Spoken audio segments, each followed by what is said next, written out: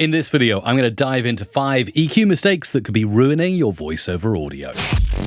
Now, whether you're a podcaster, a video creator, or an audio enthusiast, steering clear of these pitfalls using Adobe Audition's parametric equalizer can make you sound a lot better.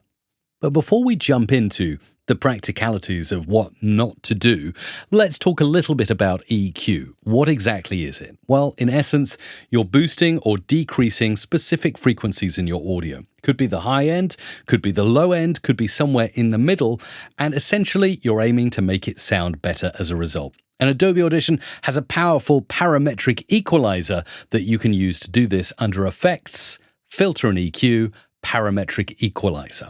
So, if you're ready for the first mistake, let's dive in. Mistake number 1 is over-boosting the bass. That's right, it's very tempting to add a lot of bass to make your audio sound much more powerful and warm and rich, and a lot of producers initially think, yeah, I'm going to boost up the bass because that's really going to make my voiceover sound great, but in actual fact, what you're likely to do is introduce too much low end and make your audio sound muddy. So, in Adobe Audition, once we've opened the parametric equalizer, hopefully we'll have a flat line to start with. If you don't have a flat line, just go up to Presets at the top left and make sure you click Default. That gives you no equalization on your audio to start with. So, if we listen to the raw voiceover, live from the center of Beirut, straight to your heart. That's Dear Greg, excellent voiceover, lots of power in his voice already, so very little in terms of EQ needed there. But say I was tempted as a newbie producer to boost up loads of bass. Live from the center of Beirut, straight to your heart. Now, you might think that really makes Greg sound really warm and rich and amazing, but in actual fact, there's a lot of muddiness there. It can muffle out your voiceovers, and particularly after you've added things like compression and others to that audio, it's really not going to sound great. You can even distort and saturate the low end, which is just going to sound awful.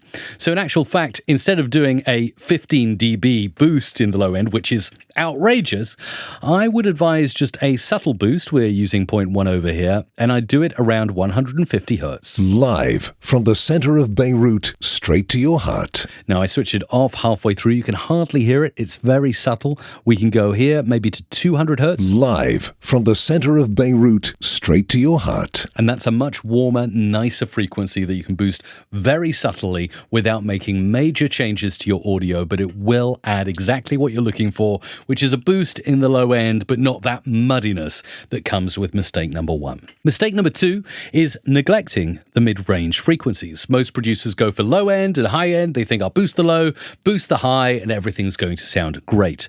Well, this area is really crucial for adding clarity and presence to your voiceovers, and you can actually use the parametric equalizer right here in Adobe Audition to do just that. Now, I would say slight cuts around 250 to maybe 500 hertz will make a difference. Let's try here with 0.3. Live from the center of Beirut, straight to your heart. And I'm finding right around there, around 432 hertz. This is sounding pretty decent. So live from the center of Beirut, straight to your heart. And you can actually scan around to find the frequency. What I find helps is actually pulling a point down more than you need to, scanning left and right until you find the frequency that sounds right, and do use headphones to monitor your EQ adjustments, and you'll get a much better mix. So let's do that one more time. Live from the center of Beirut, straight to your heart. Yeah, and I'm finding around 450. I'm just going to decrease it there just to make that vocal sound a little bit better. And another thing that can be missed is boosting around 2 to 3 kilohertz. This can improve the clarity. Now, I'm actually going to drag 0.2 because I didn't use it, and boost between 2 and 3 kilohertz, which is this region here. Let's play back and you can watch how I do it. Live from the center of Beirut, straight to your heart. Now you can hear that. Live from the center of Beirut, straight. And what we can actually do is take the Q width area and we can just make it a little bit bigger so that it's tinier. Live from the center of Beirut, straight to your heart. There we go. Live from the center of Beirut, straight to your heart. And we've made a nice clarity boost there at just over 3,000, or actually just shy of 3,000 hertz, or 3 kilohertz at 2,887 hertz. Just a quick break before our next tip. If you're enjoying these tips so far and you want more tutorials just like this, remember to like this video. It helps more people to see it. And also subscribe to my channel so you can get future tutorials just like this one. So already we've counted 2 mistakes and made our audio sound a lot better. Now, mistake number 3 is indeed ignoring sibilance within the high frequency range. Yes, absolutely. Sibilance occurs in audio and it's terrible. It sounds like shh, and they can be really piercing and hurt the ear if they're not handled properly. So we can also work in the parametric equalizer. There are also specialist tools for de-essing, but seeing as this is an EQ tutorial, I'm going to stick inside the parametric equalizer and show how you can reduce slightly around that 5 to 8K zone to get rid of any piercing sounds. And as Greg here doesn't have much sibilance in his recording, I'm going to switch over to another recording here and start with a new parametric equalizer on Alexia. Let's listen to her introduction here without anything on it. Simulator Radio presents Richie D, deep in the Friday night mix. Okay, now, yeah, there is definitely sibilance, and we can hear it here. On the X there at the end, that is sibilance, and it really is quite piercing and strong on the ear.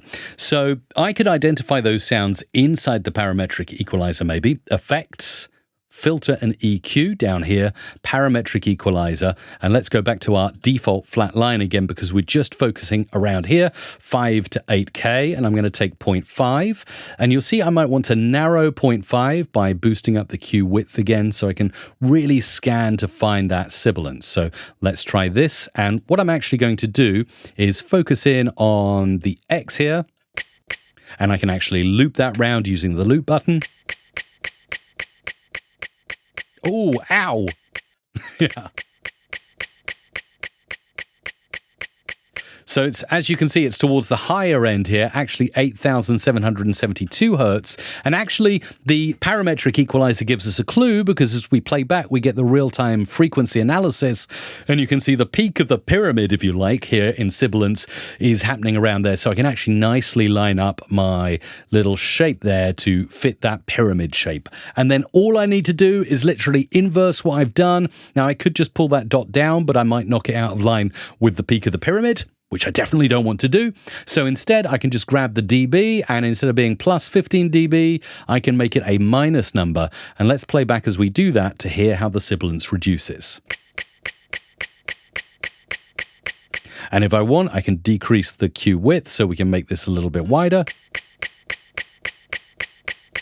Okay, let's play back from the start. Simulator Radio presents Richie D, deep in the Friday night mix. Okay, and let's play without. Simulator Radio presents Richie D, deep in the Friday night mix. And then let's do that again. Friday night mix. That's without. Friday night mix. And then with. Friday night mix. And of course, you can hear it's been tamed. It sounds a lot better. So mistake number 3 is definitely not identifying any sibilance that's in your audio and dealing with it at source.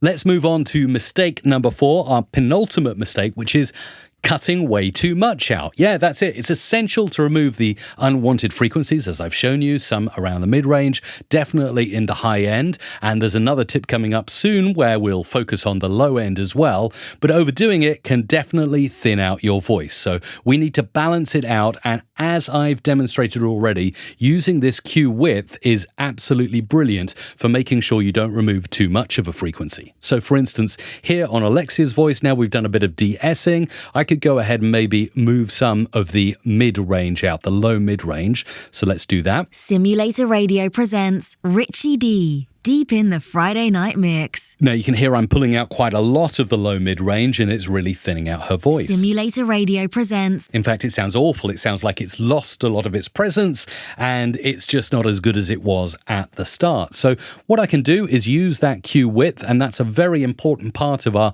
EQ toolkit. And I can make this smaller, or of course, if I make it big, it's going to be really broad and wipe out a great swathe of frequencies there. So mistake number 4 is definitely remove removing too much. Always remove little and often, but not too much. And I'd rather you do lots of different peaks in there rather than one big swathe like that. So we can actually notch this right up.